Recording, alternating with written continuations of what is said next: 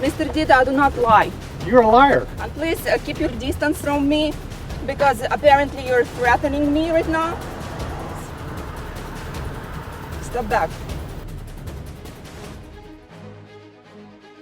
I don't understand. They've paid thousands of dollars out of the estate, many thousands of dollars out of the estate to themselves, but I can't get him buried. That's right. In Sheila Mitchell's hands is a black box full of her uncle's cremated ashes. David Brown was 72 when he died, but that was 3 years ago. His family has been denied the money from his estate to bury him, even though he was worth more than $750,000. I have not been able to get him buried, even though I've contacted Louis Ditta, the administrator of the estate, many times over the last 4 months. He's even just quit answering me altogether. Ditta ignored our calls for weeks, but maybe he's been busy. He's made more than $65,000 so far as administrator of this estate. His biggest bill in February of this year, more than $12,000 in 1 month, $400 an hour. We noticed his legal assistant is a lot cheaper, but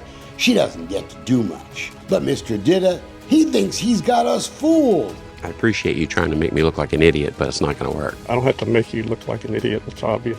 Ditta is just the kind of guy that makes me want to investigate probate courts a whole lot more. Like I said, it's not going to work. It already worked.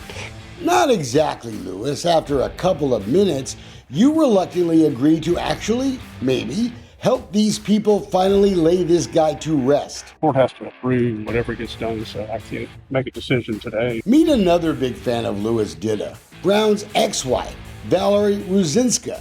The administrator is not doing his job. He's lazy and ignorant, or he's scheming, which is very highly suspicious to me. Ditta was appointed by Judge James Horwitz, probate court number 4 in Harris County. He really likes the judge. He didn't give him any money when he ran for office, but boy, once he got in, they were pals. $1,500 the first month he was in office. And Ditta has given the judge $4,000 more just during this one probate fight. The longer the fights, the bigger the legal bills. He's used me for financial gain. Now take a seat and watch Brown's ex-wife get into it with Ditta with our cameras rolling. You're a liar. You made many statements and allegations against me. And please keep your distance from me, because apparently you're threatening me right now. Please step back a little bit, because I don't want you in my space. I do not want you in my space. Step back. Valerie was married to David Brown for 8 years, and during that time, she says Brown used her good credit to take out hundreds of thousands of dollars in loans. He started pressuring me into taking various loans towards the purchasing different properties or cars. When they divorced, the 22-acre commercial property they bought together when married was never partitioned and was under a 50-50 ownership. But that's not all. Valerie was also given in the divorce 130 cars that were on his separate property, some of them very valuable, classic cars that could be restored or salvaged. But while Valerie was trying to sell the property and the cars, David Brown died, and the estate has been tied up in court ever since. But I hate to tell Mr. Ditta, he's not the real star of this show. She is. Elizabeth Green, who we spotted sitting behind the chain link fence in a black car in the driveway. Maybe she's just camera shy. Elizabeth! Elizabeth, why won't you talk to us?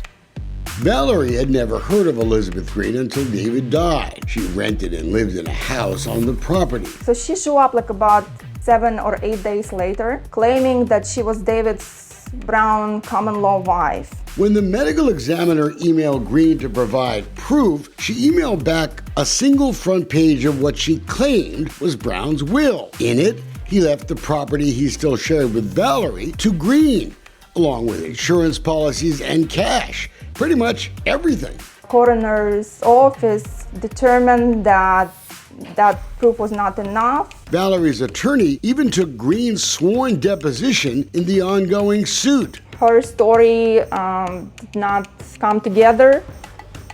She had many inconsistencies in her story. Including what she told the medical examiner, that she was Brown's common-law wife. Let's go to page 64, shall we? Did you ever assert to that person that emailed you, or anybody else with the county, that you were Mr. Brown's wife? Green replied, no, but that hasn't stopped her from trying to profit off Brown's estate anyway. Valerie found out that Green was actually getting rid of some of the property that belonged to her. She was selling junk cars that belonged to me and to David. These are pictures Valerie took when she showed up one day, and several of those cars that belonged to her were being towed away. So she called the cops. The cops couldn't do anything. The guys towing the cars had a bill of sale, and Elizabeth Green showed them that same will. But here's something weird. Nearly a year and a half later, Green walked into a Harris County probate court to file the will. Let's compare them, shall we? They are clearly not the same. But they both gave Elizabeth Green pretty much everything. Valerie was stunned and more than a little suspicious. Immediately I recognized that the signature was not David's because through so many years of marriage. Valerie even hired a handwriting expert named Wendy Carlson, a certified document examiner. What is your assessment of the signature on the will, whether or not it is David Brown's? It is not. So David Brown didn't sign that will. Correct. And look what we found on this grieving widow's Facebook page. Lots of photos of her with her current husband. A lovely couple, don't you think? But look at what she says about their nuptials. She says on Facebook that she's been married to Renee Lopez since 2020. That's weird too, because David Brown, he died on March 18th, 2021. Wonder if he was invited to her wedding. It all helps explain why Valerie is challenging the authenticity of the will in court. But in early May, Judge James Horowitz ruled that Valerie, she had no legal standing to challenge the will. A hearing was held in which the notary and two witnesses. According to court records we looked at, one of the witnesses was Julia Ann Rios. Turns out she's a convicted thief and forger who now runs a legal marketing service. And a search of public records shows she once shared an address with Elizabeth Green's husband, Renee Lopez. We called her to talk, but she hung up on us. The second witness we discovered was Rios's neighbor. What a coincidence. I would like to have a justice, and it became a matter of principle to me because that's how deep it's hurt me and that's how deep it's distressed my family. What do you think of this judge? The judge is biased against me, unfair and unjust.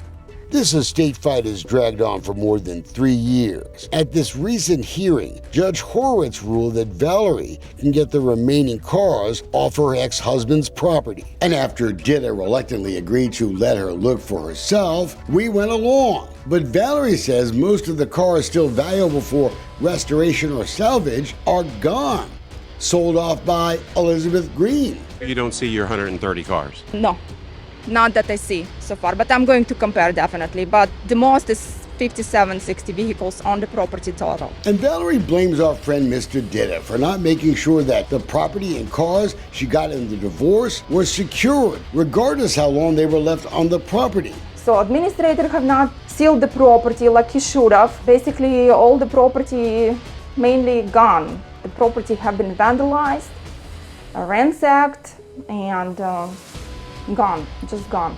What do you say to Valerie, who says you've mishandled this, you haven't secured the property, you haven't investigated Miss Green, you haven't maintained your fiduciary duty to the estate? Well, just like you, she doesn't know what she's talking about. As for what Valerie does now, she plans to appeal the judge's rulings against her and go after Mr. Ditta for what she says is his mishandling of the estate of her ex-husband.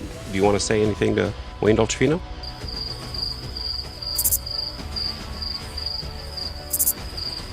Looking forward to when this story's going to come out. I hope you got it on camera.